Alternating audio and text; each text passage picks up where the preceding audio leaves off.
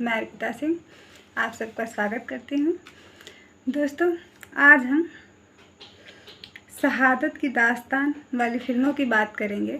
ये वह फिल्में हैं जो हमारे जवान भाइयों के शौर्य, बहादुरी और बलिदान को दर्शाती हैं। पहली फिल्म की बात करते हैं, हकीकत, जिसमें बलराज साहनी और धर्मेंद्र ने एक्टिंग की थी। वर्ष 1962 में चीन ने जब भारत पर अचानक हमला बोल दिया था, तब हमारे सैनिकों के पास शून्य से नीचे तापमान में रहने के लिए ना तो गर्म कपड़े थे और ना ही विशेष संसाधन उपलब्ध थे। फिर भी हमारे सैनिकों ने चीनी सेना का मुकाबला किया था। साल 1964 में रिलीज बलराज साहनी और धर्मेंद्र अभिनीत हकीकत इसी युद्ध की पृष्ठभूमि में बनी फिल्म थी। संख्या बल में सैनिकों के ज़्यादा होने के बावजूद भारतीय जवानों के हौसले डिगते नहीं हैं। इसी तरह भारतीय सेना के अदम्य साहस से परिचित कराती है फिल्म बॉर्डर, जिसका जिक्र भी लाजमी है। इसमें कई किरदारों को दिखाया गया है, आपने भी देखा होगा, और वो सही किरदार थे सब। बस ये था कि किसी और ने निभाया था। जेपी दत्ता द्वारा निर्मित बॉर्डर भारत पाकिस्तान के बीच 1971 में हुए युद्ध पर आधारित है। दत्ता ने यह फिल्म इस युद्ध में शहीद हुए लोगों के साथ ही अपने भाई दीपक के याद में बनाई थी। दीपक इंडियन एयरफोर्स का हिस्सा थे। उन्होंने राजस्थान के जैसलमेर बॉर्डर पर लोंगेवाला का युद्ध अपनी आंखों से देखा था और पूरी कहानी दत्ता को सुनाई थी। 1987 में दीपक MiG-21 क्रैश होने के कारण शहीद हो गए थे। बॉर्डर में विंग कमांडर ND बाजवा, जैकी श्रॉफ का किरदार उनके भाई दीपक से प्रेरित बताया जाता है। बॉर्डर हो या हकीकत, ये महज फिल्में नहीं थीं, ये उन वीरों की शहादत की दास्तानें थीं, या दास्तानें हैं। शहीद कभी मरते नहीं, जिन्होंने देश की खातिर अपनी जान की परवाह नहीं की। घर और कर्तव्य के बीच झूलते सैनिक मातृभूमि को सर्वोपरि रखते हैं। युद्ध के इर्द गिर्द बनी 1971, राजी, केसरी जैसी अनेक फिल्में देश की शौर्य गाथा बयां करती हैं।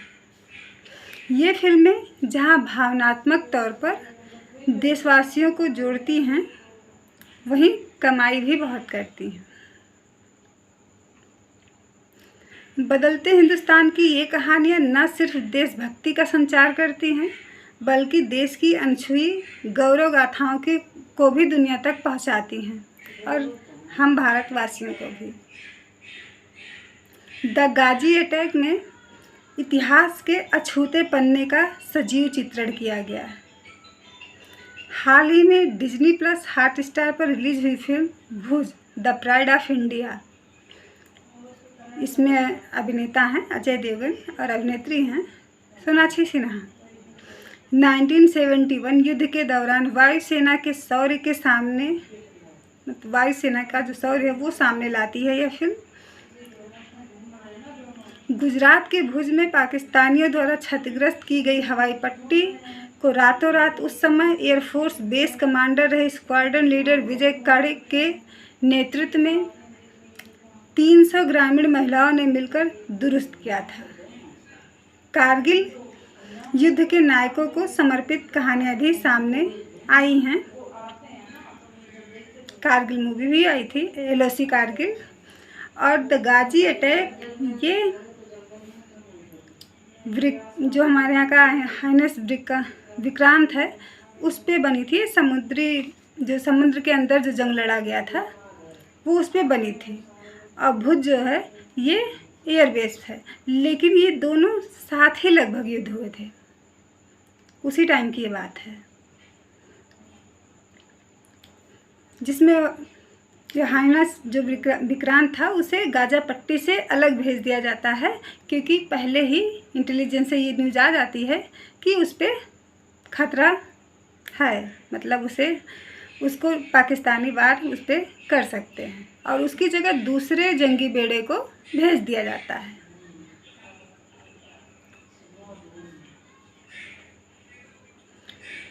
इसी तरह अमेजन प्राइम वीडियो में कारगिल में शहीद हुए कैप्टन विक्रम बत्रा की जिंदगानी पर बनी फिल्म शेरशाह, जो दर्शकों के बीच बहुत ही लोकप्रिय हुई। इससे पहले कारगिल युद्ध में ही शहीद हुए कैप्टन अनुज नैयर की जीवनी से प्रभावित फिल्म धूप का निर्देशन अश्विनी चौधरी ने किया था।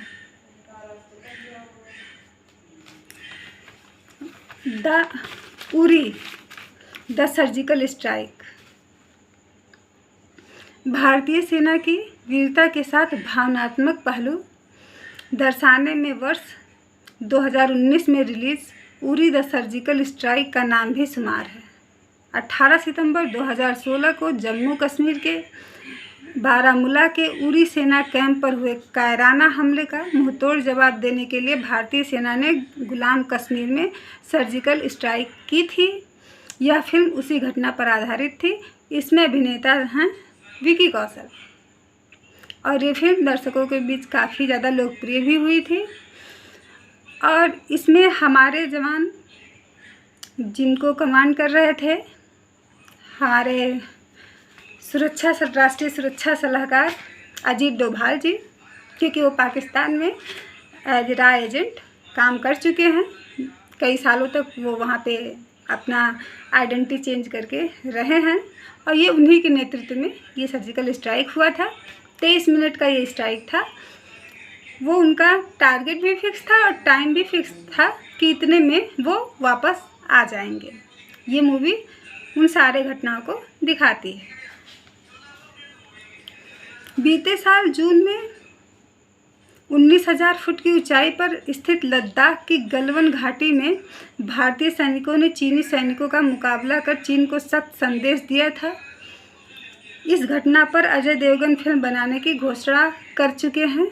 आपको भी याद होगा जब वहाँ पे शांति वार्ता के लिए बैठक बुलाई गई थी, कर्नल रैंक की बैठक थी, दोनों देश के कर्नल आपस में बातचीत कर रहे थे, लेकिन ये हुआ था कि कोई भी हथियार लेके नहीं जाएगा। हमारे देश के जवान बिना हथियार के थे और चाइनीज़ हथियार लेके आए थे, लेकिन तय ये पाया गया था कि हथियार कोई नहीं लाएगा, और इसीलिए लेकिन तब भी हमारे जवान पीछे नहीं हटे और उन्हें जो भी मिला उससे उन्होंने चाइना के सैनिकों को रोका और उन्हें पीछे हटने पे मजबूर भी किया, जबकि एक भी वेपन उनके साथ नहीं था, एक भी वेपन वो लेके नहीं गए थे। और ये हमारे सुरक्षा मंत्रालय की एक गलत रणनीति थी, क्योंकि हम सभी जानते हैं कि चाइना इतना ईमानदार भी नहीं हो सकता है, और जंग और प्यार में लोग कहते हैं सब कुछ जायज़ होता है, और इसीलिए उसमें हमारे कई भाई शहीद भी हुए थे। लेकिन हाँ, वो पीछे नहीं हटे थे, क्योंकि वो कोई राजनेता नहीं थे। वो जानते हैं कि 130 करोड़ की आबादी वाला यह देश उनके भरोसे सोता है, रात में या दिन में अपना काम करता है कि हाँ बाहर से कोई नहीं आएगा। अब अंदर के लोग देश को खोखला करें तो ये क्या कर सकते हैं इसमें हम? इसमें तो हाँ, हर नागरिक अपना अपना काम अगर सही ढंग से करे तो शायद इसे बचाया जा सकता है। 26/11 मुंबई हमले में शहीद हुए मेजर संदीप उन्नीकृष्णन की बायोपिक मेजर भी रिलीज होने वाली है। उसमें संदीप की भूमिका में साउथ के अभिनेता अदिति शेष हैं। आगामी दिनों में यानी आने वाले दिनों में फिल्म पिप्पा 45वें कैवेलरी टैंक स्क्वाड्रन के ब्रिगेडियर बलराम सिंह मेहता के साहस की कहानी बयां करेगी, जिन्होंने पूर्वी मोर्चे पर भाई बहन के साथ मिलकर युद्ध लड़ा था। मेघना गुलजार पूर्व थल सेना प्रमुख सैम मानेकशॉ पर फिल्म बनाने की तैयारी में हैं। वहीं साल 1971 के युद्ध में शहीद हुए अरुण क्षेत्रपाल की बायोपिक में वरुण धवन नजर आएंगे। ये फिल्में उस दौर का चित्रण करती हैं जब भारतीय फौज अत्याधुनिक हथियारों से भले ही लैस नहीं था, संचार के सीमित संसाधन थे, लेकिन भारत माँ की रक्षा में सिपाहियों के हौसले बुलंद थे, क्योंकि उस टाइम पे पाकिस्तान के साथ अमेरिका खड़ा था, चाइना खड़ा था।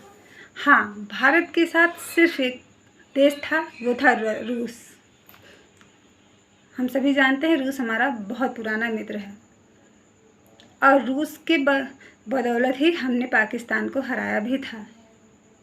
इंदिरा गांधी जी जब हमारे देश की पीएम थी, क्योंकि हमारे जो एयरक्राफ्ट थे वो उतने अच्छे नहीं थे, तो उसे रूस ने वो मदद की थी और हम युद्ध जीते थे। हमारी सेना लगभग लाहौर के करीब पहुंच चुकी थी। वैसे ऐसी बात नहीं है, इससे पहले भी जब जवाहरलाल नेहरू हमारे पीएम थे, तब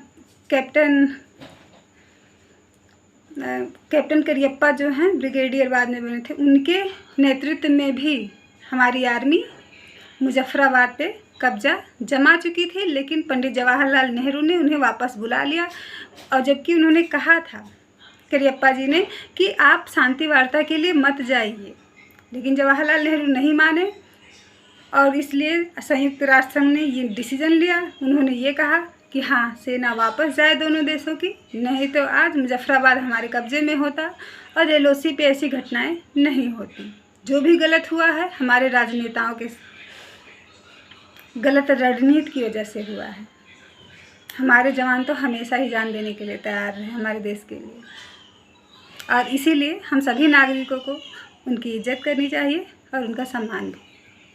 जय हिंद, जय भारत।